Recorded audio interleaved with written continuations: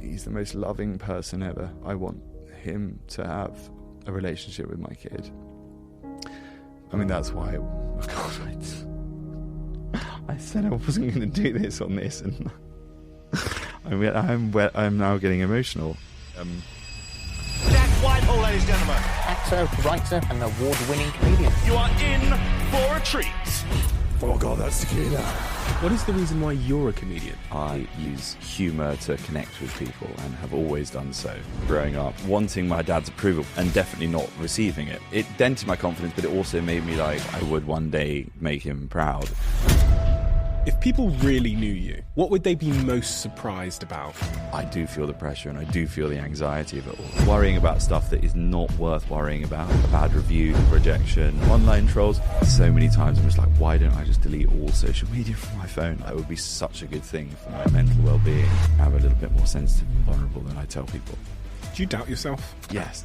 What impact does that have on you? Overworking, not prioritising family, and I'm not present when I should be present. Roxy's pregnant now. How are you honestly feeling about it? Now I'm regretting putting this on camera. What you're doing is incredibly high-stakes art. Why are you smirking? Stephen, I've got a punchline about off a tramp behind a wheelie bin. I mean, that's not art.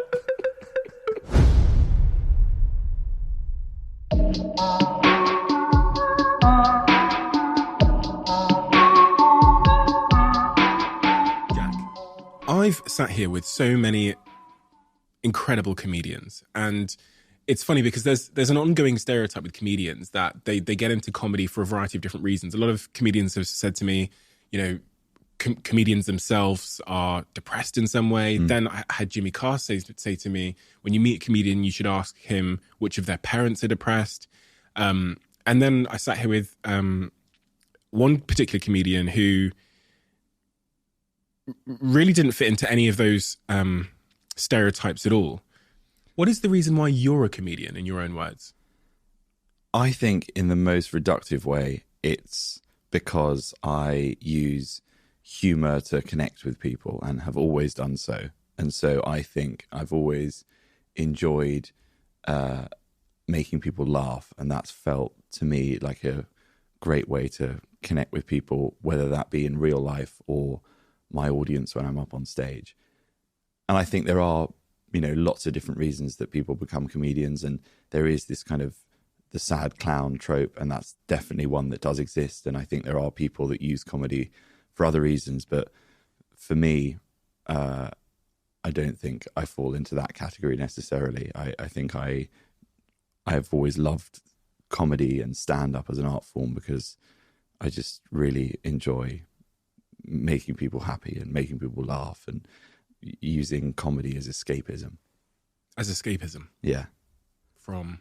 Well, from, you know, it can be from whatever. Like if you've had a bad day at work and you come and see a stand-up on stage and they make you laugh, bring you out of a dark place, or if you're, you know, on your phone and watching the news and depressed about the world, and then you can go and forget about all of that. And, you know, it's a great way of, I think, you know, just going and completely relaxing and listening to someone else entertain you. And I think that for me, like, that's what I see my kind of duty as a comedian as. Your parents are comedians? Yes. I spent a lot of time watching the Whitehalls. Yeah. On YouTube. Your father in particular is absolutely fucking hilarious. Yeah. Do you think your sort of comedic edge came from there, or because you have siblings, right? Yeah. Who aren't comedians? They're not comedians. I mean, they're both pretty funny people, and there was a lot of laughter in our household when we were growing up. And I definitely think my dad in particular was my kind of most, you know, dominant early comic influence, because again, I would watch how he used humor and how making people laugh was this way that he had to kind of unlock people. And he was an amazing raconteur and told these incredible stories. And I watched how people would hang on his every word. And I remember being really in awe of that and thinking, oh, I'd love to not only amuse him when I'm able to do so, but also, you know, emulate him and try to be, you know, someone that people enjoy the company of and the presence of because of my kind of like wit, I guess. And so, yeah, he was definitely like, for me, the person that influenced me the most when I was thinking, oh yeah, that's definitely something that I would be interested in pursuing. When was that point where you thought I could pursue comedy professionally as a real job? I don't know. I think it probably wasn't until the Edinburgh Festival, when I went to the Edinburgh Festival in my teens and saw stand-up comics. I mean, prior to that, like most of my knowledge of comedy had been stuff that I'd seen on TV and movies and Laurel and Hardy and Norman Wisdom, and that felt like, you know, hilarious but kind of very alien in a way. And then going up to Edinburgh and seeing like stand-ups performing and people that were maybe slightly closer to me in age and were talking about things that I could relate to, and all of a sudden I was like, wow, this is like genuinely a viable career path. Had I known that they were probably all up there performing for a month at Edinburgh and hemorrhaging money and not filling out the venues every night, it's like a really, really difficult career path for the vast majority of comedians. But like, I was kind of young and doughy-eyed and just saw, you know, the incredible aspect of it, which is, you know, the other thing that appeals to me about comedy, which is that it's a way of doing something that isn't a real job and isn't sat in an office doing something that to me would be kind of mind-crushingly boring. It's a creative pursuit, which I think I would always have been gravitating towards. Was there not a lot of influences in your life telling you that comedy is not a real job? Like, I remember...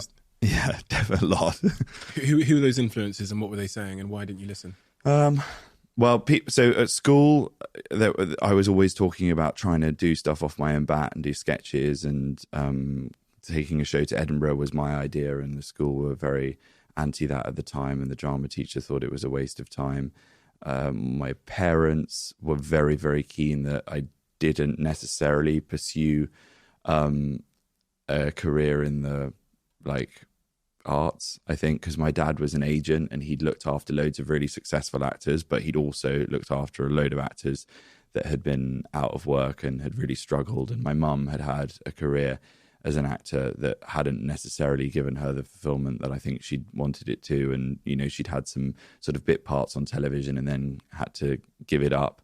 And so they were very aware that, you know, that it was a very, very competitive industry. And so they were very keen that I make sure that I focus on my studies and have something to fall back on if I were to not make it in, you know, the arts. I mean, it was a little ill thought through because the other passions that I had were things like art. And so I ended up going to university to study history of art, which I don't necessarily think is, you know, of industries to fall back on. Like art history is not the most transferable skill.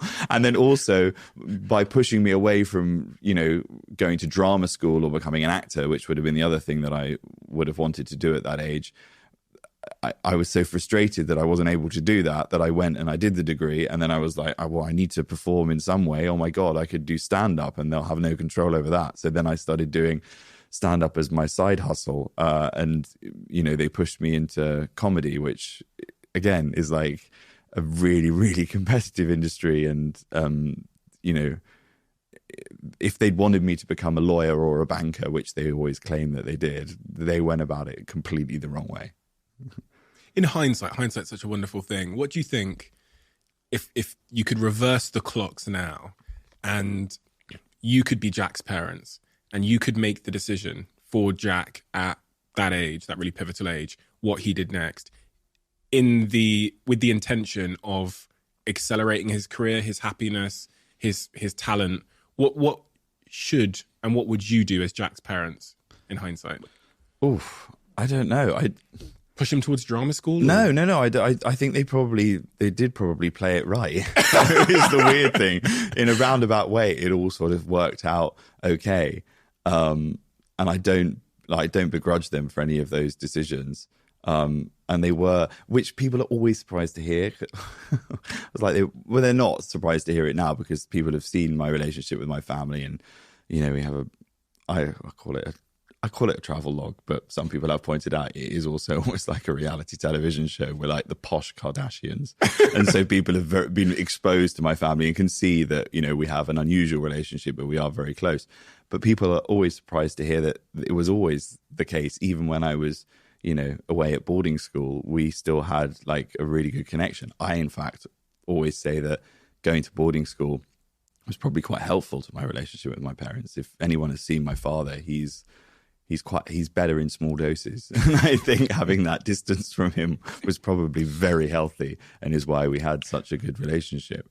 So yeah, there's a lot of things where at the time I was, oh God, why are you doing this? And I mean, when they sent me to boarding school, I was so upset. I was like, I do not want to go. I'm happy with my friends. I want to stay in London with them at this school. And I was really struggling at that school, and I wasn't coming out of my shell, and I hadn't found, you know, any of my kind of passions or interests, and there was no one cultivating any of them. And so they looked at that and thought, we need to do something and make a change. And they found this school in Oxford, which I went round, and they met lots of teachers, and it had a far more kind of like, I don't know, it had like an eccentric feel. It felt like a better fit for me, but it was a boarding school. And so they took me out of the school that I was struggling in and sent me to that boarding school. And I remember being, oh my God, I was so upset. I was like, no, please, like, honestly, Daddy, I don't want to go. And he said to me at the time, he was like, look, it's fine. If you go there and you don't like it, you can come back after a term. And I promise you, if you turn around and you tell me that, then you can come out and go back to the school that you're at in London. I was like, oh, okay, well, that's, you know, something that I can hold on to. And I remember that really helped get through the first term away. And then I asked him subsequently, many years later, I was like, you know, when you said that, it really helped. She's like, I had no intention of doing that. Even if you had been very upset, you were there for the year. I'd got you in. It had been very hard to get you in there, and you were staying whether you liked it or not. And I don't know whether that's him sort of slightly being a nuisance, but there may have been some truth to it. Didn't you, around that, like 11 or something, audition to be Harry Potter? Yeah. That's crazy. Yeah. I did a bit of child acting. Again, just because I was sort of adjacent to that world, and I saw, you know, my dad in that industry and my mum was still acting back then. I was so enamored of it. So as a kid, I did want to do it, and, you know, I had a few sort of quite low level acting jobs as a child with like single lines in TV shows. I got dubbed in one because I couldn't deliver the line properly. I had one line which was it's not a monster, it's a rabbit.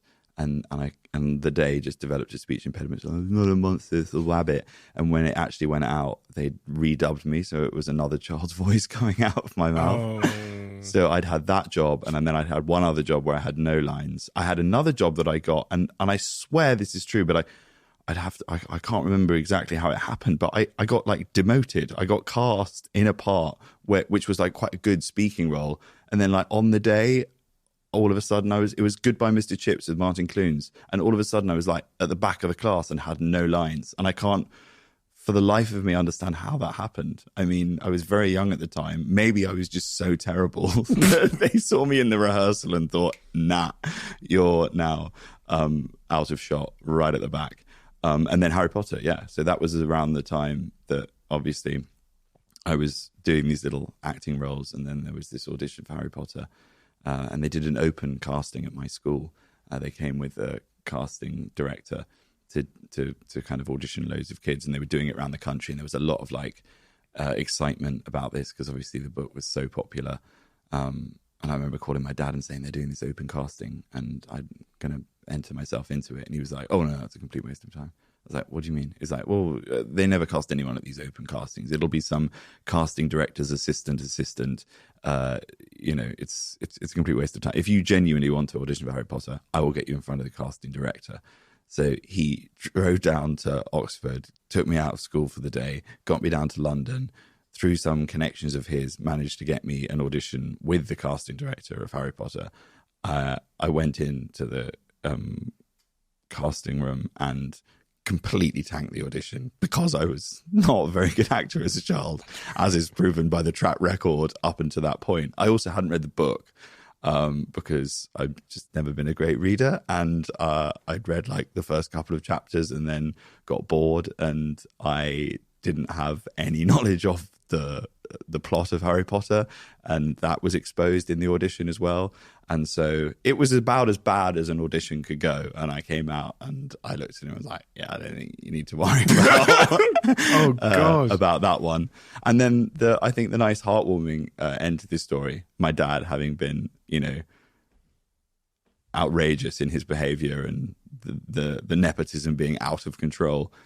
In the open casting, they cast Emma Watson as Hermione, and she did get cast from just entering through the correct channels and not calling up her dad and asking him to get her in front of the casting director. And she had that wonderful life-changing opportunity, which she earned, and that's the way that it should be. But I look at all of that and I go, that phase of your life, it doesn't seem like there was a ton of self-belief, because you've got your dad sort of chiming in at parts, subtly saying, the odds aren't good, son. Indirectly. And then, the being sent to the back of the classroom in the acting thing you do, subtle knocks. Yeah. Does that stay with you as you go into comedy? And is that an accurate assessment of how you were feeling at that point? Yeah, I definitely was not very confident at that age. And I was quite odd and eccentric, and in the right company and in a safe environment and around my kind of family, I think I was a little bit more confident. But at school, I certainly wasn't. I was very awkward, like very unfortunate looking child as well. I had huge buck teeth and glasses and like a cowlick, and you see photographs of me from then, and you look like a kid that would not have a lot of confidence. And then had the massive braces in my face for a long period of my childhood, and that made that there was definitely a lack of confidence because of that, and the various knockbacks, and then realizing, I quite like acting and performing, and for years I would audition for all of these school plays, and I would never get cast in anything, and so that didn't help.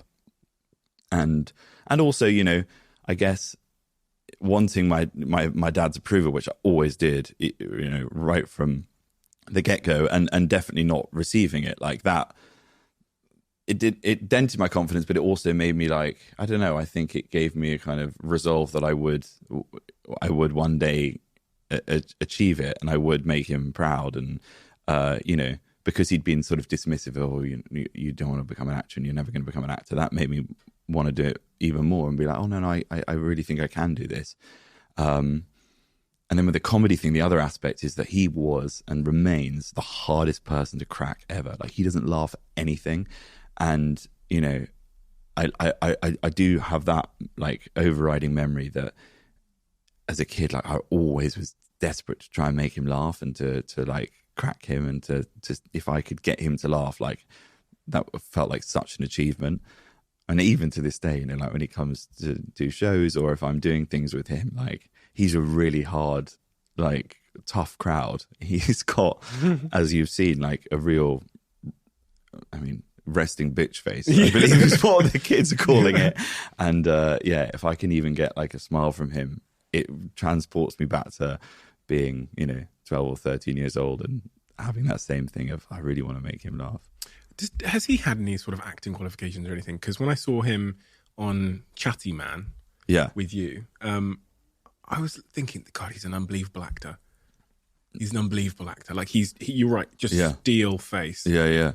No, he's had no training at all. But I guess just because he does so little and gives away so little, that, I don't know, that almost feels like it's performative, and maybe it is to an extent. But no, he's had absolutely no training whatsoever. So you go off and you go up to Edinburgh, you see that's a big inspiration for you. What happens next? How do you go from there to doing shows and climbing up the comedic ladder very, very quickly? So then I went to Edinburgh with a sketch show with two of my friends from school, and we did it at the Pleasance, and we did a month in this tiny room that's now a disabled toilet. That's how small it was. And there was like, 10 seats and us performing this sketch show. We had no idea what we were doing. It was all kind of cobbled together sketches that we'd copied from Not the 9 O'Clock News and League of Gentlemen, and got terrible reviews. But in the middle of it, I came out and did stand-up.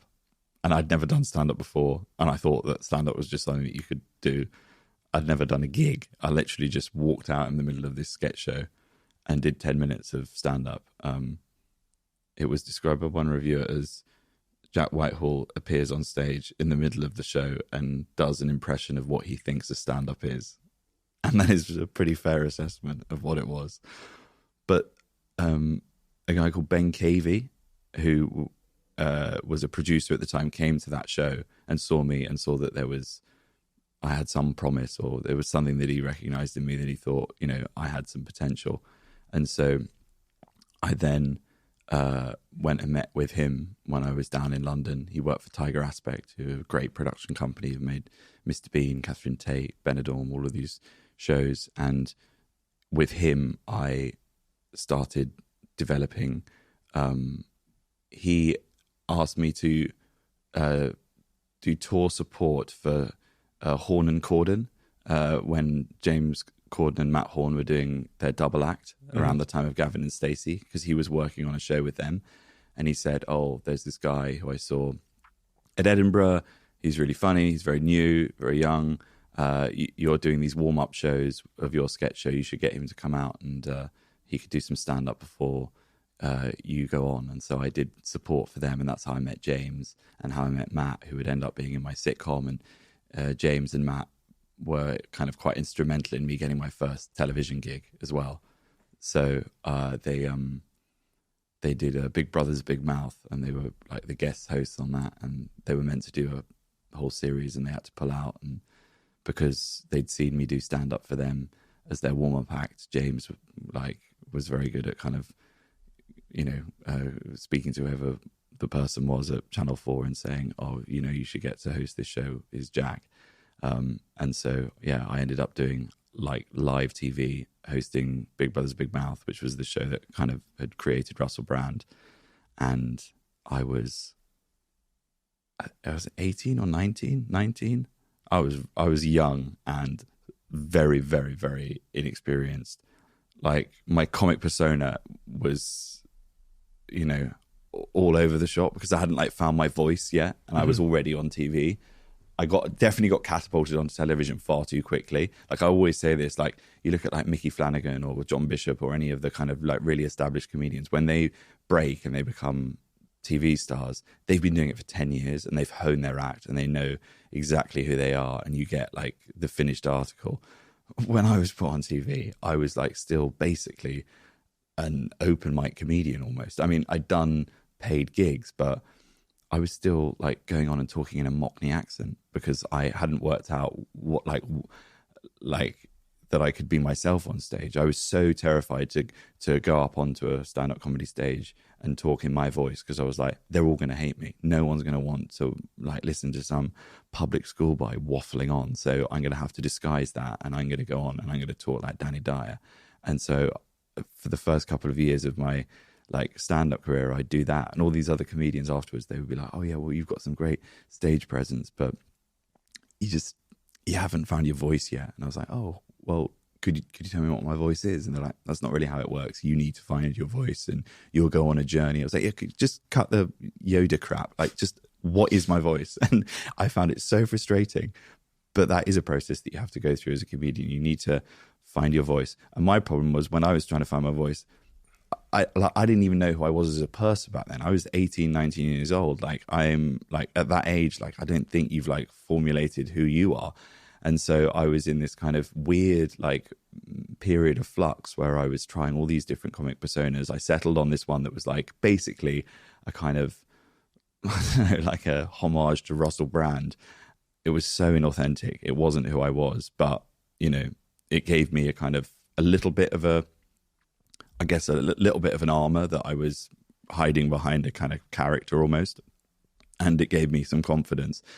And so I was in that kind of period of my like development when all of a sudden I was doing like live television for the first time, and I watch some of the footage back of me from those early days, and I want to hide behind the sofa. It's so cringe. I've got this big shock of like electric hair. I'm wearing this skinny jeans. I look like I've just fallen out of the Hawley Arms, and I'm talking in a way that just bears no correlation to like who I am. It's very strange. Do you not have imposter syndrome at all? Because, you know, you come in at 19, 20 years old to an industry full of, you know, veterans and people that look like they know what they're doing. Yeah. Because they're playing a good job of like knowing what they're doing. Do you feel that at that young age? Yeah, I think I did feel a little bit of that. But yeah, I think I was just probably, I don't know, so ambitious that I went into those dressing rooms, and even though I was kind of in awe of a lot of these people, again, I was just like, well, I really want to kind of prove myself. And every time I had a bad gig, you know, my takeaway would be, well, I need to just like get better then, and I will get better, and I know I can get better. I think I had quite a lot of resilience. I was naive, but the naivety probably helped get through some gigs that if I'd been a little bit older, I would have been like, why the hell am I doing this? And also, you know, obviously it helped very much that I come from a background of privilege, and that I was, you know, wasn't having to support a family or pay a mortgage, and I could kind of pursue this fool's errand for a bit. What's a bad gig, you know, for someone like you? What does that feel like? What does it look like? I think, I've had so many bad gigs. Back in the day, it was going and doing 10 minutes in a pub and performing to 20 people. You're set up to fail, really, because it's never going to be a stormer, because the environment is not conducive to comedy, because you're in a noisy pub fighting against a, you know, fruit machine, and some of the people are on their phones, some of the people are sort of half listening to you. There's like a tinny microphone, terrible sound system, and you're going on like 10th on the bill, and everyone's a bit drunk, and you're never going to kill that gig. And then you will go out and you do 10 minutes of your material, and it like barely raises a titter, and then you've got to get on a train and go back to London and be in your own thoughts for 2 hours. Like, that's pretty soul crushing. But I don't know why I like, and there were a lot of those at the beginning. I think probably because I was like, still at that point, I was living in Manchester with all of my mates in a student house and having like a great time. Didn't have many worries in the world, because I was 18, 19, and I was going off and doing these gigs, and sometimes they'd go well, and sometimes I would crash and burn. But I don't know, it just didn't, like, I didn't feel the pressure. That's what was so amazing about that period of my life, is that I just don't remember feeling any pressure. And now, if I tank a gig or I go out and, you know, mess up the Brit Awards, I do feel the pressure, and I do feel the anxiety of it all. And I didn't have as much professional anxiety back then, because I was sort of on a relatively upward trajectory. And, you know, it all felt so full of possibility. I just think I was sort of unburdened by all of the kind of anxieties that I would have now as a comedian and a performer. Reminds me of my conversation with Lewis Capaldi. He told me about singing in pubs in Scotland, and like no one was really listening. Yeah. And he almost talks about it as if he would prefer to go back and do that now, because there's no arenas, there's no expectations, there's no pressure. And I actually think he said on the podcast, I think he said like, I just want to sing in a pub in Scotland. Yeah. Your success and his success have meant that's, you know, that's, I would say not, it's certainly possible. Yeah, yeah. But even if you were announced as being in a pub, expectation would show up. Yeah. And I do. And I connected with his documentary in that aspect when I watched it and saw like him articulate some of those elements, because it is so true. And, you know, you do a show now and you're putting it on in an arena, and like the level of expectation is so much higher, and you've got to shift, a huge amount of tickets. There's going to be reviewers there. You've got to entertain like a vast crowd. If it goes wrong, like that's a news event. And back then, there was none of that. Like, I'd die in a pub, If Jack Whitehall crashes and burns in the middle of an empty forest, does he make a sound? And my forest was a pub in Preston. Does that make it less fun? Is there like a I quite certain enjoyed point? it Yeah? in a weird, and I still do to an extent when I'm like, maybe more so now, like when I'm working it through. There is like a sadomasochistic thing that quite enjoys like the tricky gigs and like working out why it hasn't worked and what I need to do to get it to work. Like I do. But I mean, the pressure now, does that make it less fun? Oh, the pressure. Sorry. Yes. Because you've used the word professional anxieties a few times. Yeah.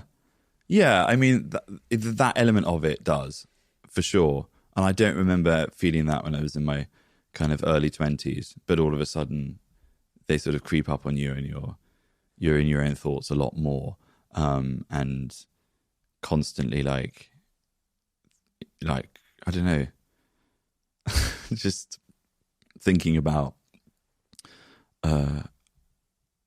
like. For me, it's like worry that it will all go away. Like that's always like the kind of the greatest fear is that it's just going to stop. And I've loved doing it, but yeah, there are lots of other added pressures that weren't existent when I started doing it. And I look back on it and do kind of like miss that headspace. A lot of people can relate to that fear of worrying that it'll all go away. Even people that have climbed the corporate ladder, they've gotten to a certain position, and I've seen it a lot of the times with some of my friends and even in some of my companies where people will say to me that they're just trying to kind of hang on to where they are. Yeah. And when you have that mindset, it seems like it can be quite unenjoyable because there's that constant sort of, as you describe, anxiety. But also, I'm not sure if everyone does their best work when they're kind of hanging on, because there's not the sort of mental freedom to fully express or to relax or take time off. So I'm not sure if we do our best work. Is that what you're saying? You feel like you have a constant worry that everything you've built might someday change. And I guess the more important question is, do you know where that's come from in you? That idea that it could just. No, I mean, I don't know. I don't know where it comes from, but and I don't know. And I don't, and it's not like a cancel culture thing of me going, oh, look, I'm worried I'm going to say something, and then all of a sudden, like, I'm going to get cancelled, and then I'm never going to be able to do shows again. It doesn't. It's not even like linked to that. Although obviously there is like a small chance that could happen. I don't necessarily feel like I push the boundaries in such a way that feels likely, but. Yeah, I don't know how I've allowed that to sort of creep up on me, and I think the key to not allowing that to consume you is to sort of just try to refocus your mind on like what's important, and ultimately some of the things that are the concerns that like build up as professional anxieties ultimately aren't as important as long as you're doing, like, ultimately, as long as I'm still doing stand-up and still doing what I love and still getting to, act and perform, it doesn't necessarily matter, how I'm doing that. I'm doing what I love, and that should be enough. And then also just like refocusing my energies on like my work-life balance and focusing on what's important, my relationship, family. Those are the things that make me happy. And as long as those are working, then I think I will feel fulfilled. And so I think it's how I like frame that in my head. Even from doing this, because I'm not a journalist, or in fact, I didn't go to podcast school or whatever. Yeah. I still sit here and go, how the fuck is this still a thing? Like, how are people still listening to this? We admit it. I mean, Jack did productions beforehand, but Jack, you've never done anything like this before, have you? I've never done anything like this before.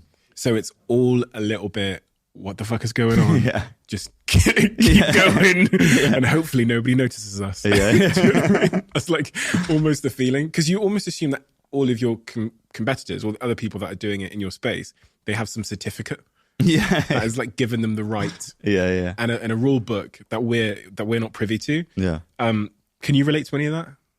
That feeling that like, Yeah. I mean, there is, and there is no kind of like playbook for it, is there, like with a career and with, you know, with all of it. So I like the worst thing you can do is start like comparing yourself to other people and like thinking about that too much as well. And I mean, so many times I'm just like, why don't I just delete all social media from my phone? I think that would be such a good thing for my like mental well-being. I just haven't quite brought myself to do it yet, but maybe that's something that I should try. But it's just the worrying about stuff that is not worth worrying about. It's like, I wish I want to get better at that. I really want to like work at that. what impact does that have on you? That I'm not present when I should be present. I think that's where I feel it is most frustrating in my life, is when I'm worrying about fucking nonsense that doesn't need to be consuming me, and I'm not present with friends and family and people that I need to like give more of myself to. What's an example of something that might consume you, like a little troll online or like a review? Or I mean, that can take me out for a couple of days. Like rejection, professional rejection, not getting a part in something, a bad review, things like that. And then for a couple of days, I'll sort of be spinning out, and then, you know, I'll catch myself doing it and be like, oh, what am I doing? I don't need to do that. I have more sensitivity, I think, than I sort of let on. I've always sort of billed myself as being quite resilient and thick-skinned, which I am to a degree, but I think there are things and elements where I am a little bit more sensitive and vulnerable than I tell people. you and me both. Yeah. You and me both. And I think obviously in different jobs that I've been the CEO of the companies. So you kind of learn to put up everything's fine. Yeah. Wall. But you can be behind the scenes, like spinning out a little bit for a couple of days based on something. When you say spinning out, what does that, if I'm Roxy, Yeah. your wonderful partner, Yeah. what would Roxy observe when Jack is spinning out? That I'm in a sort of weird fugue state, because I'm also one of those people that's just like, I'm a barrier. I don't articulate a lot of these emotions, and I definitely, I don't know whether it's because of my background and my upbringing, but I'm someone that doesn't really want to burden people with them. I feel like, as well as a comedian, as a funny person, again, I feel like I'm letting people down if I'm like a Debbie Downer and talking about stuff that is going to, you know, kill the mood. I don't like conflict. I don't like to depress people. So I think bury it all, put it on a brave face, and then just maybe not quite myself. So you probably wouldn't even realize it was going on. But I think for Rox, it's hard because, sometimes I'm just like a little bit away with the fairies, but that's because I'm having this like internal dialogue. For 3 Is days. everything going to be okay? Oh my God, they hate me. No, you're going to be fine. And that's all going on. And I'm like, yeah, I'm fine. Yeah. Someone said to me once, they said the people that care most about the applause, which tends to be like performers and comedians and stuff, also care the most about the booze. Yeah. Do you think that's accurate? Yeah. Like, it's not possible just to care about one side of that spectrum. You can't just care about the applause and then say, oh, booze don't matter. I don't care. I'm invincible. Yeah. It's feedback, isn't it? No, definitely. It's definitely feedback. And, you know, like audiences that upset me or online trolls, I mean, I do consume quite a lot of that. If I'm brutally honest with myself, I probably consume more of it than I should, and read it. And again, I'm like, I think it's fine. I think it sort of bounces off me, but maybe it doesn't bounce off me as much. And I'm like, it's all stored away somewhere. You know, it's good. But I don't know, I also like part of me, and I'm not encouraging people to troll me online, but I'm like, it's good to like keep your ego in check as well. I do like constructive criticism as well, I think is very useful. And like some feedback. Because if you didn't have any of that and you were just like, you just went on the reaction to the audiences of paid punters that have come to see you and clearly are like on side and it's like a home gig because they're, you know, fans of you that bought a ticket to you. And that was your only like interaction. And that was where you kind of garnered what like your relationship with the public was. You would think you were just like the Messiah. And so it's quite good to be reminded, yeah, there are some people that find you a bit much. But has their feedback, those people, those trolls, has it made you a better comedian? I mean, every now and again I get quite a good, like, you know, joke from something that someone said. Oh, okay. No, I don't think it's made me a better comedian. But someone says on Twitter that my new hairstyle looks like a Tesco's value Richard Hammond. I'm like, I'll say that. Those are quite rare. Normally it's like, why is this posh twat on television every time I turn it on? No, I can't want that. When you bury stuff though, like a seed, it kind of grows. I always think this, and I think it subtly changes us over time. All the things we have buried, like even if we don't ever express it or whatever, I feel like it kind of just infects our character a little bit. Yeah, that's certainly what's happened to me for sure. Yeah, just over time, I think slowly the things that I've like buried or ignored, they kind of just weigh me down a little bit, and you might become a little bit snappier or a little bit, you know, more impatient or negative about the world or whatever. Is that the case with you? Yeah, I think for me the main way it affects me is like it's like it is ultimately just like a focus thing. It's like focusing on it. It makes me focus on the wrong things, and that's the thing that I struggle with most of my life. Is work-life balance. I think I'm terrible at work-life balance, and I always have been, because I started when I was 17 and I just didn't stop, and so. I used to hate going on holidays. I was like, go on a holiday, it's a complete waste of time. And I remember like calling my agent and my dad from a beach somewhere going, I can't wait to get home. And I've always had that like weird attitude to like work and wanting to work. And I'm about to have quite a big life event, and I think that will. What life event, Jack? I'm about to have a baby, which I'm so excited about. And also I'm just like, the thing that I pray that it does is just completely like shifts my focus. And I'm so excited to have this little being in the world that is more important than anything else. And I think that's going to be such a healthy thing. And I know that's not necessarily the reason to have a child. I probably should have worked through some of these things before the baby arrived. But like, that's an element of it that for some people might be quite daunting, but I'm like, I think that's going to be amazing. And I'm really, really excited, and I can't wait to be a dad. And I'm like, I just really, really cannot wait to like sort of step up to the plate and try to be the best dad that I can be, and have that as my focus. And when I'm focused on that and not thinking about all of the other stuff, I think it's going to just be great. Maybe that's quite a glass half full. Well, yeah, it sounds like a conversation that I've been having with myself, but also with my partner, where I've said to her, because she's scared that I might just keep working. Yeah. And I think she asks me once every month, she goes, are you going to be like this when we have kids together? Yeah. And I'll go, no, I'll change. Yeah. When the baby comes, I will be different. Yeah. I'll just cancel stuff. I'll say no to everything. Yeah. Look at your face. Yeah, no, I'm having all of these conversations. Yeah. But I've always said you don't know. Yeah. You don't know what will happen. None of us have ever experienced that feeling that some of our friends, I'm sure, have explained, where your priorities shift upon the arrival of this.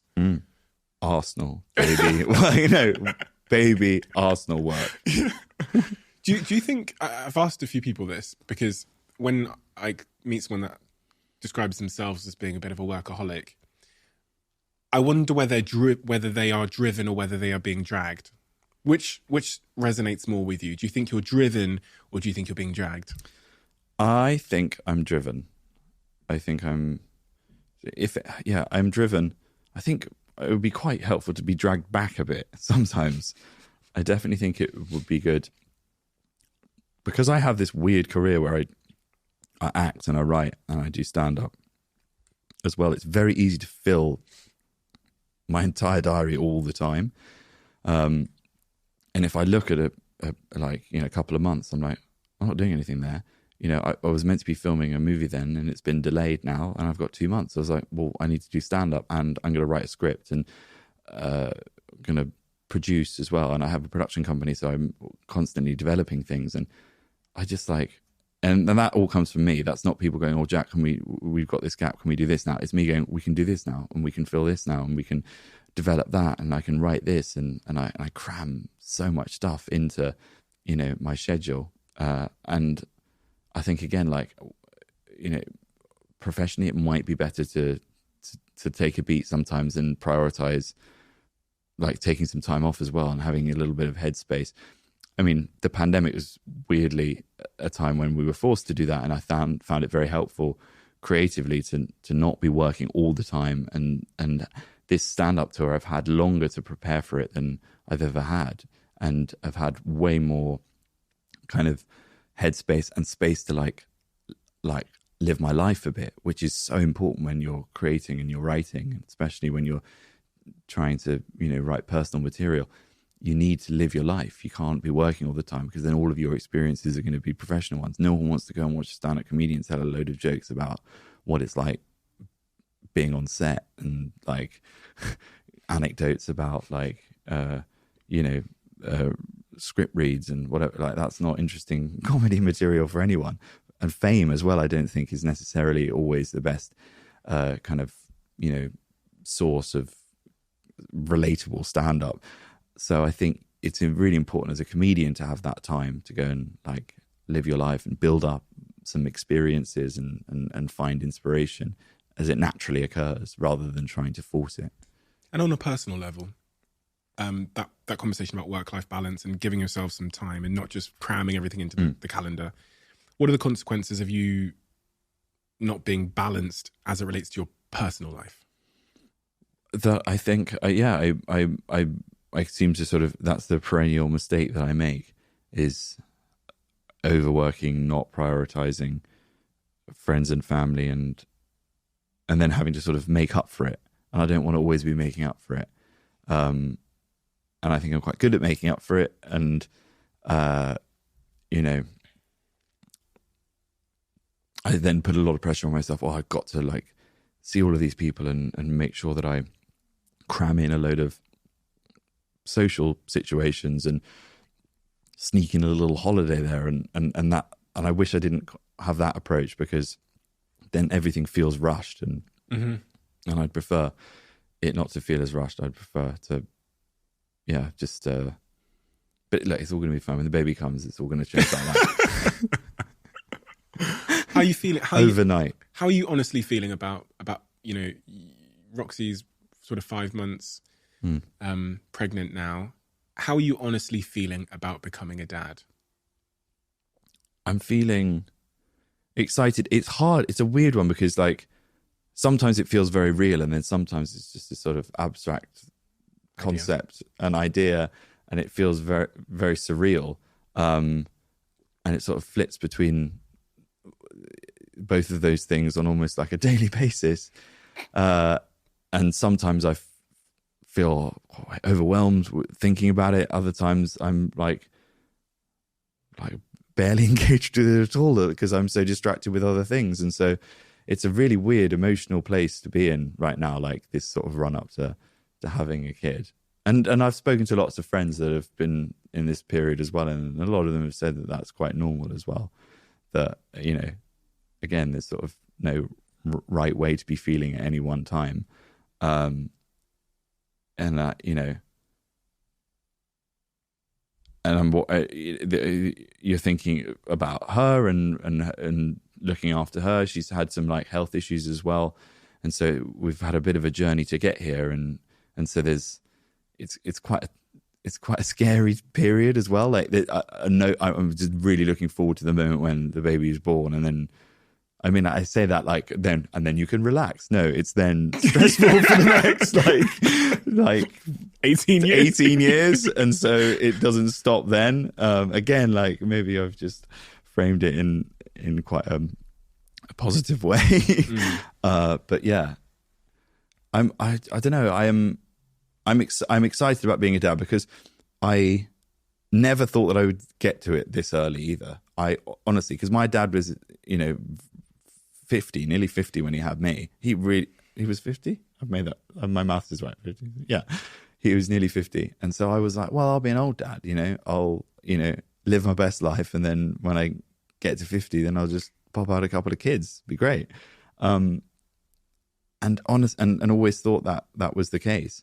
And then ultimately started looking at friends and seeing how happy they were, and my sister with her niece and my niece, not her niece, my sister and my niece, and thinking, oh, you know what, maybe I do want that, and then like began to really like yearn for it. And I was lucky that I met Roxy, who's just the right person and my person, and we felt like we were both ready. And so I think people will be surprised when they find out that a lot of people were, with friends and family, when I told them, I think, because they just didn't think that I was necessarily ready for it, which again, like in my weird mentality, just makes me go, oh, I'm going to prove you. I'm going to show you I'm going to be the best dad ever. So is there a fear? Because I think, if I'm being completely honest with myself, and I don't think I've said this before, when I think about the prospect of having a child, which is again something that I really want to do, and I see myself as having 4 kids, and I also see myself as hopefully being a really attentive, present father, there is a little bit of a thing in my head that goes, you don't have any time as it is, Steve. Yeah. So something's going to have to give, and it's going to be your career in some respect. Like there's going to be some element of reduction in your career, and maybe that's okay. But if I think about it practically, I'm already using all 24 hours in the day. Yeah. So where's it going to come from? Yeah. That's definitely a thought that crosses my mind, and being realistic about it as well, and it's not something that you can like just like you're not going to want to like just schedule it in, or I can do a little bit of family time here, and then I'll go and do some tour dates in Australia, or like I think it's that's going to need to be like a significant moment of like change, because I'm not going to want to work in the same way that I've worked. That's why this last year has felt a little bit like, I don't know, like in my head, I am definitely like mentally prepared for that. I was like, the baby is coming in September. It's going to be a bit of a sprint there. I'm going to do a tour, and then I don't want to be having a tour sort of like hanging over me. I wanted to do it now. And weirdly, a lot of the comedians that I'm friends with, I was like, yes, I'm doing a tour and then having a baby in September. I was like, you're going to regret putting that tour in then.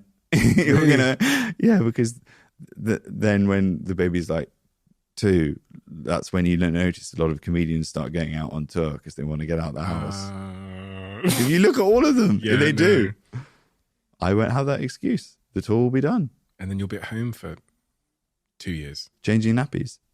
You excited about that? Yes, I am. And I actually know I am. I'm genuinely happy. I'm very excited to do that and to like roll up my sleeves and get involved and be a hands-on dad.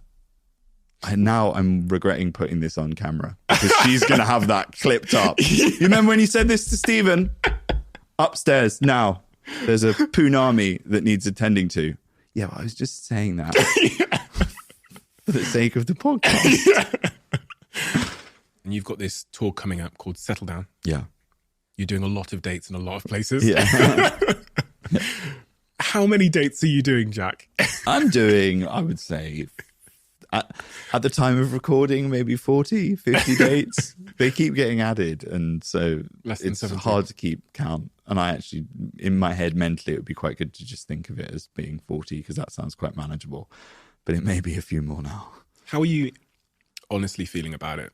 Give me all the emotions. Weirdly, I'm actually kind of excited for it to just start and to just be doing it.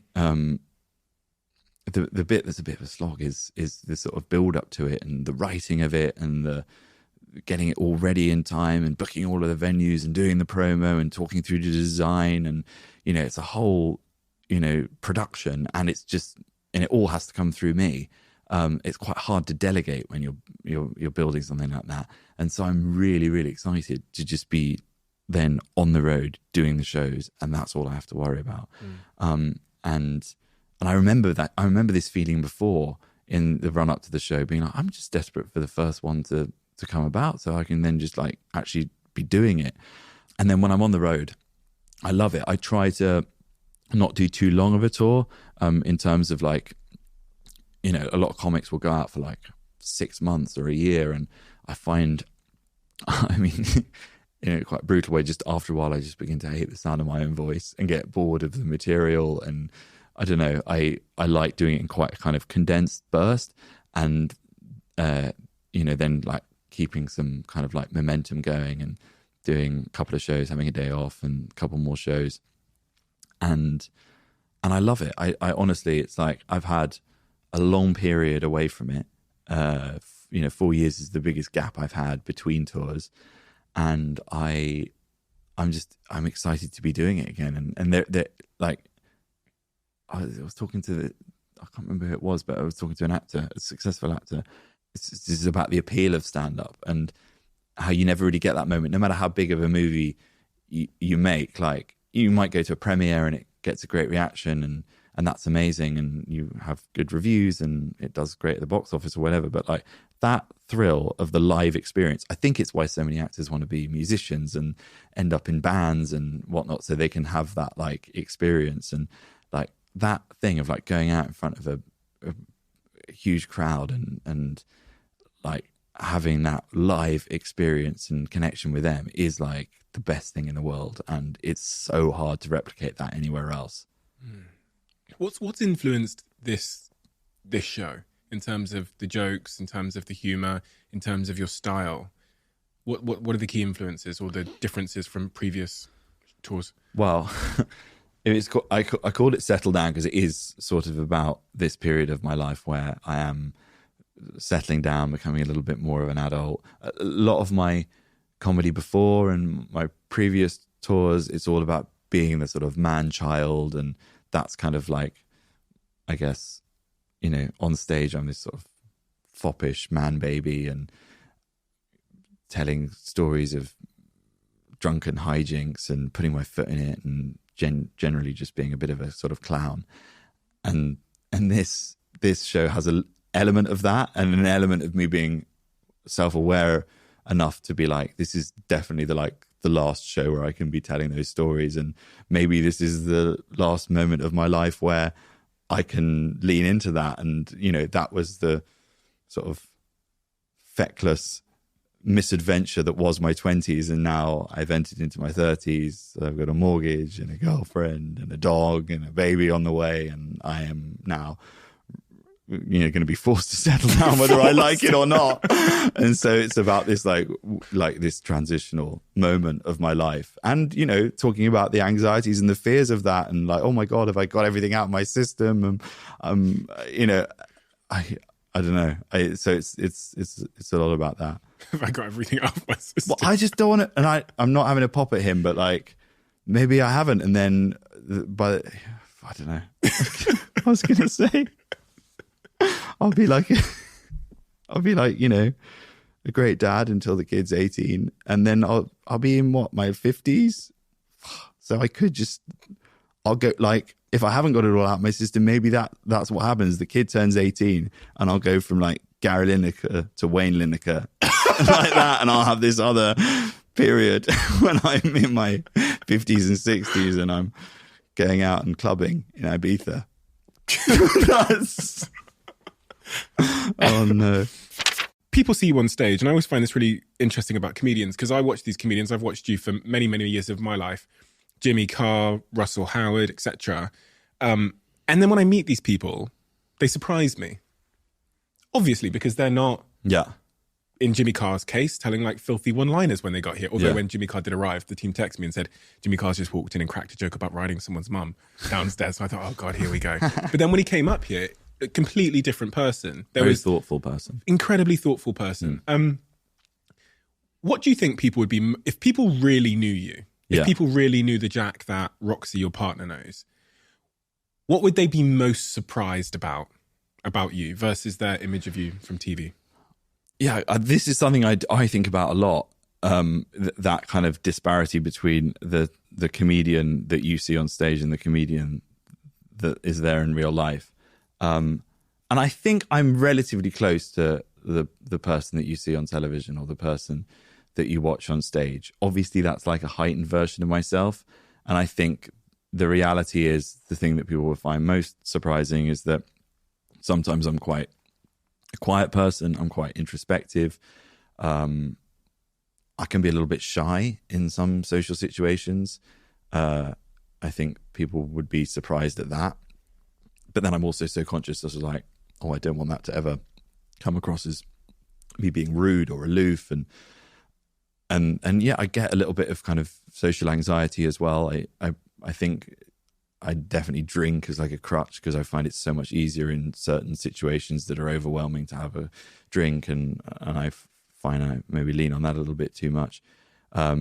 So I think all of those aspects aren't necessarily things that you would look at me and think, oh, he's going to have all of that going on. But I'm aware of it. So I always feel like I don't want to be a disappointment in real life as well to people, especially, you know, fans or whatever. If I meet people and they have an expectation of me, I always feel the need to kind of, you know, not let them down. I think that's why I've always said it's like so much easier if you're Jack D or even my dad. It's like his persona is sort of grumpy, deadpan. That's very easy to maintain in real life. Yeah. Mine is, this is like over enthusiastic, Hi! like, yeah, clown. And I'm like, oh, that's quite a lot to maintain all of the time. And especially if you're having a bad day or you're tired, or, you know, you to have that spark in your day-to-day life can be quite tiring. When you look back on what got you to where you are now, you're at the top table in your game. When you look back at the components that got you here, what are those components? If your son or daughter was asking you for those components, I would say important elements that I have.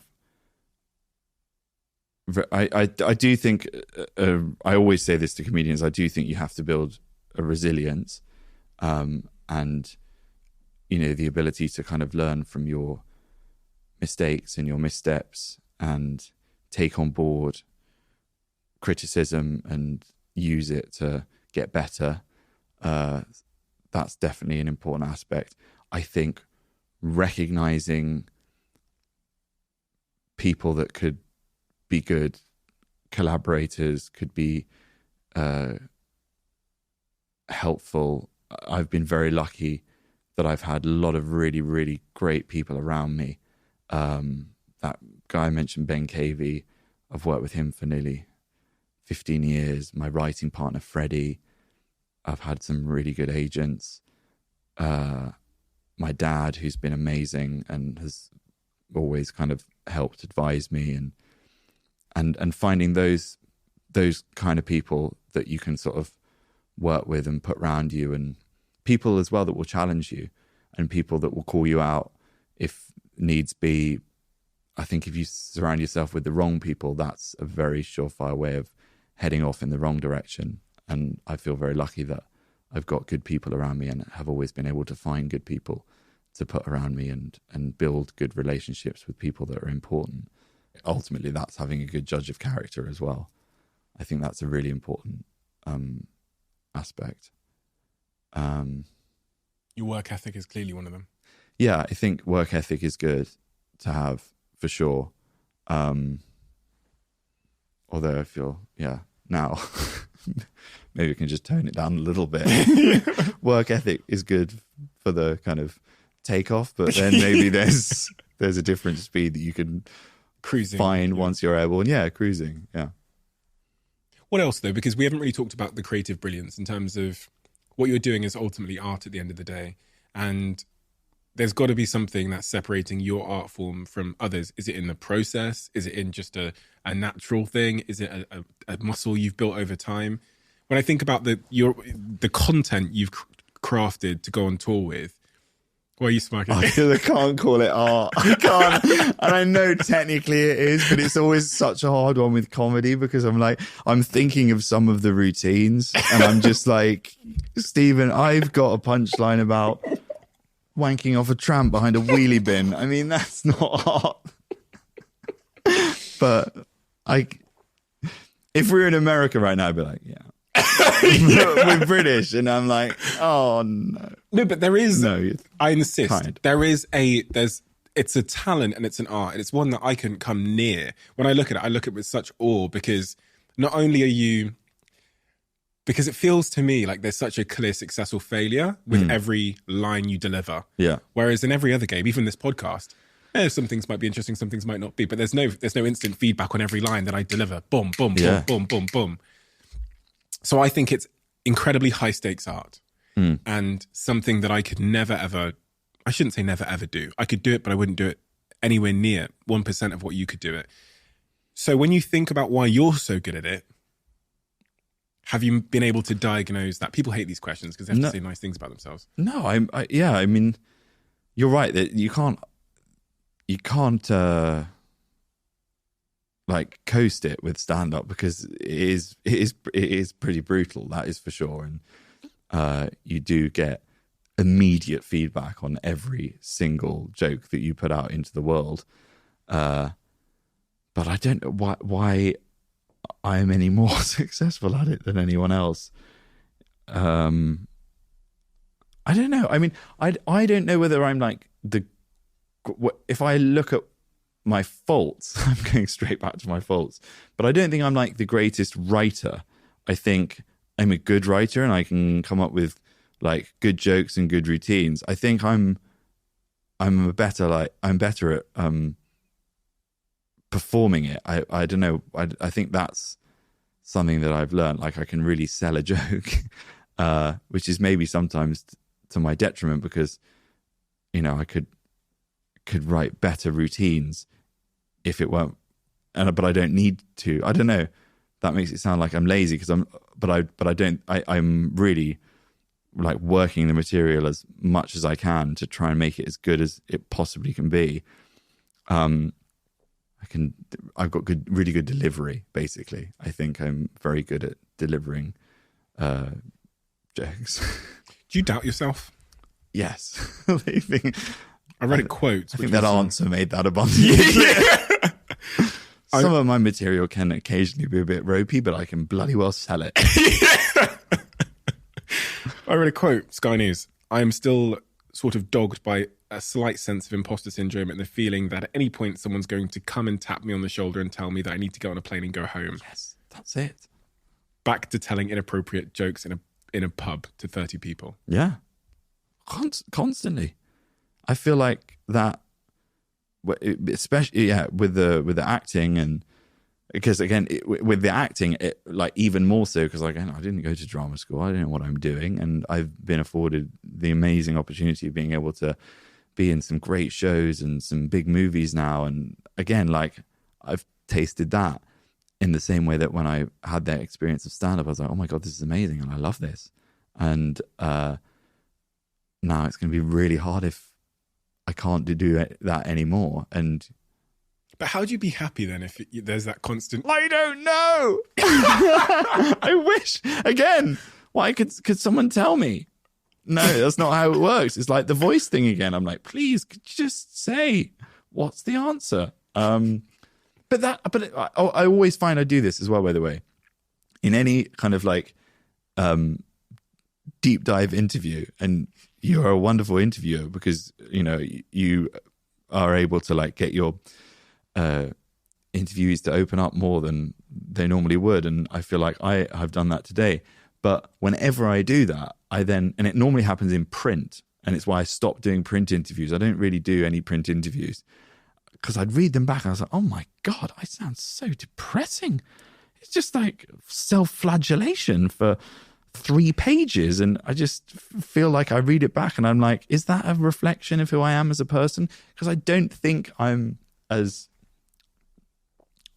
depressing as I sometimes come across when I'm talking about myself. I don't know why, but when I don't know why that is the case. Well, yeah, in print interviews, I mean, the reason I try and avoid print interviews as much as I can as well is because you get a really narrow perspective, and what I love about podcasting, you're a podcaster as well, is you get it all. Yes. So you can see all of the Yeah. all of the color and the whole picture. So you Yeah. can see, and that's what I love about this, especially the way we do it here, because these podcasts last a long time, as you can tell. Yeah. And there's really no editing at all. So it is what it is. Exactly. And I think actually if you heard our interaction written down verbatim in print, you would probably read it back and go, Jack's quite a sad man. Yeah. But then if you watched and listened to us, then maybe you would ascertain that it's not all doom and gloom. I get a little bit morose when I'm being introspective. I think it's really important, that, particularly the point that even someone in your position has those insecurities about losing their position, the self-doubt, all of those things that everyone has every day in all of their jobs. And really, like, the reason why I started this podcast, actually, I've come to like learn why we do this podcast. It goes back to the word you said at the very start, which was about connection. Yeah. And you said at the start, when you're most authentic, when you're most open, people feel connected. Yeah. What you also do for them in those moments is you liberate them from thinking that they're inadequate and broken. Yeah. So by you saying it, you've just liberated a ton of people from thinking that those thoughts that they've been having make them actually an imposter. That's why we call it a syndrome, because it's actually just a perception we have, which is usually like flawed in some way. As it relates to acting, though, you got a movie coming up, Robots? Yeah, that's coming out this summer, which was a movie. Yeah, we shot that a couple of years ago. Actually, been waiting a while for it to go through the editorial process, which is another element that I find so frustrating with films, is that you film it and then it takes years for it to come out, and you've forgotten you've even done it. But that was again like a great experience. Really fantastic people to work with. Writer director that I really got on with, and Shailene, who's a fantastic actress, who was having a blast working with her. And that's again like that's one of those things where I'm like, that was a moment where I was really happy. I really enjoyed the whole process. Was working with very good people, very nice people. It was a very happy set, very creative environment, and like that was one of those moments where I was like, I'm very professionally content. Your father, do you think he's proud of you now? Clearly, from the origin of your story, that he was a big sort of figure in your life that you tried to impress and please. Yeah, I think he is proud of me, and he's expressed that and continues to express it. And my mum as well. Like, they're so sweet. I'm so happy that they've had this kind of second wind in their lives as well. Maybe with my dad's it's a third or fourth wind, I don't know. But yeah, they still come to my shows and call me afterwards and say nice things and watch me on TV, and then if it's something good they'll text me, and that means a lot still. You still trying to impress him? Yeah, I think so, because when I do something that he doesn't think is good enough, which does happen from time to time, he will let me know. He's very honest, and he's one of the few people that will like really cut through everything and just like be very honest with me. I mean, the other thing that we haven't sort of touched upon, and again is something that's very present in my mind with all of this, in terms of having a baby, in terms of trying to achieve as much as I can in my career, is that I want to do all of it with him around. And obviously I know that that's not going to be the case forever. And so I think that, that's why, I said I wasn't going to do this on this, and I'm now getting emotional. I wanted to have a baby because I wanted him to be around to know my child and to spend time with my kid. I've seen how amazing he is with my niece. He's the most loving person ever. And so I want him to have a relationship with my kid. And then, I want to do all of these things and, have success in my career that I can share with him, and he can see these things and enjoy them. And if yeah, I love having him there for all of that. And so, yeah, I do still think a lot about impressing him, and his approval still means a hell of a lot to me. It's such a beautiful thing, you know. It's such a beautiful thing. Yeah. I admire that closeness you have with your father so much. And even when I see you like doing, you know, gigs and stuff together and doing like, you know, you did the Netflix thing with him. It's such a special thing. I feel, and I'm so lucky as well that I've had the opportunity to do it. And, you know, it's never lost on me. The amazing thing about doing that show as well is having people that come up to me and they say, you know, like, I watched it with my dad, and, you know, I have, you know, a really good relationship with my dad, and we watched your show, and then we went away and we did a trip together, and it was I'm so happy that we did it. And you know, or the flip side of that is, yeah, I have people that, you know, maybe lost a parent and have watched the show and really connected to it because it's reminded them of the relationship that they had with their father when they were around. And I think, you know, I know how lucky I am to have had that that experience with him, and continue to have experiences with him and to work with him, and it never feels like work when I'm doing stuff with him. It honestly, you know, it's, I mean, partly because of the shooting hours that he insists upon and the hour-long break for lunch, with a wine present wherever we are, whatever, you know, the situation is, you know. But just hanging out with him, it just feels like it can never feel like work, because it's my dad, and yeah, I cherish like hanging out with him so much. There's so much banter when you guys are together on screen, but I wondered, you know, from hearing what you said about him today, like, does he truly know what he means to you and the impact he's had on your life? I think so, but I think mainly from hearing me talk about it when he's not there, because I don't think I necessarily would ever articulate these feelings to him, just because that's not like the nature of our relationship. The reality is, a lot of the time when we're talking about, you know, we talk about work stuff quite a bit. We talk about football, we'll talk about current affairs, things like that, but we don't really talk about our emotions, and never really have. But I think he knows it, and I think he's very, very, very aware of it. And I'm glad that he is as well. I'm glad that he knows how much he means to me, because I don't think I would necessarily be able to say it to him if he were sat in front of me. A lot of people can relate to that. Yeah. For some reason, it's bizarre, isn't it? Yeah. I don't know. I look at him and I'm like, oh, what will I take from him when I become a dad? And, you know, I think he's surprisingly, he is more affectionate though than people think, like, because that's obviously not an aspect of him that you ever see on any of the Netflix shows or on his podcast or whatever. But like, I don't know, just, yeah, watching how he is with my niece and knowing what he was like when we were like very little, it's like I want to be like that. And he took a decision in his life as well.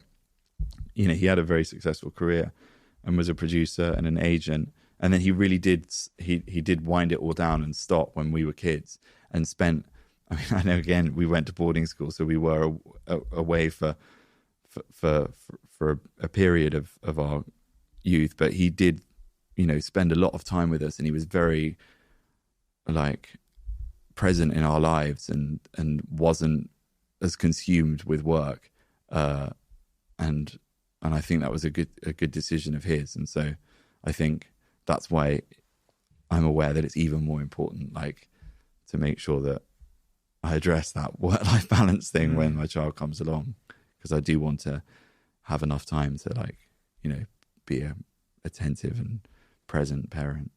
I think about this a lot with my dad. I've talked about it quite often on this show, that the last thing I want to have is almost like regrets of words unspoken. When my dad's 70 odd years old now, and we've not had the closest relationship over the years. And I've also struggled. Like I took him to the World Cup and stuff, but we never really talk. Yeah, yeah. About, you know what I mean? Yeah. And I find it much easier to say things to him maybe on this podcast or on text maybe. Yeah, but yeah. to say it's such a strange thing that with my partner I can be open and expressive, but with my dad it's like, Yeah. you know, and I worry, if I'm being honest, about the regrets of the words unsaid. Yeah. So there'll be times where it might be Father's Day or other days, or maybe his birthday, where I'll just try and express it. Yeah. You have Do you write it down? Do you I write it down. Yeah. But it's hard, isn't it? It's where if someone doesn't receive it how you want it to be received as well, it can make it very difficult. Yeah. And there are, you know, especially like men of that generation, it's just very, because it must have been so different with his father, and so, and yeah, it's just not a way of communication that we're as used to. So I do think that's why sometimes it can be a real struggle to say some of those things, because if you said them to anyone else, then you know that they would garner and elicit a kind of emotional response that you would be what would be welcoming. welcoming. And it's hard when it's not like that. We have a closing tradition on this podcast where the last guest leaves a question for the next guest, not knowing who they're leaving it for. And I have such a bad issue reading handwriting. Okay. What do you pledge to do this year to live life fully while you still make a difference? so hard. What have I pledged to do? I'm going to be more present and attentive with the people that I love and I cherish and hold close to me. They're going to clip. Roxy's going to clip that. She's going to play it every time. I'm going to change some nappies as well. I There you pledged to go. that. Yeah, That's I the will most important change duty. a nappy. Okay. It's already gone down to just being a singular nappy, but I will do a nappy. That will happen. Well, Jack, thank you. Thank you so much for your time today. I'm incredibly excited for your tour. I'm actually coming with my team. That sounds a little bit Amazing. dodgy, but I will be attending your tour with my team. I believe we're going to the London show, and I'm very, very excited because I've been a big fan of yours for a very, very, very long time. And your particular style of comedy and performance, I think, is what makes you exceptional at what you do, but also a very necessary voice in comedy because I just think where we are in the world with public discourse and polarization, if there was ever a time for comedy, it is now. And so it's so lovely that with everything going on with the macroeconomic backdrop and all these things, we have great comedians out there adding a little bit of joy to people's lives. And that's really what you do through your work from my observation. If anybody wants to come to the Settle Down tour, tickets are on sale now on the internet, wherever you get them. He's doing fucking shit tons of dates. So I hope to see some of you at the London show in particular, because I'll be there. But yeah, thank you, Jack. It's an honor. Thank you very much. It was making lovely time to chat. Yeah, thanks so much for having me on.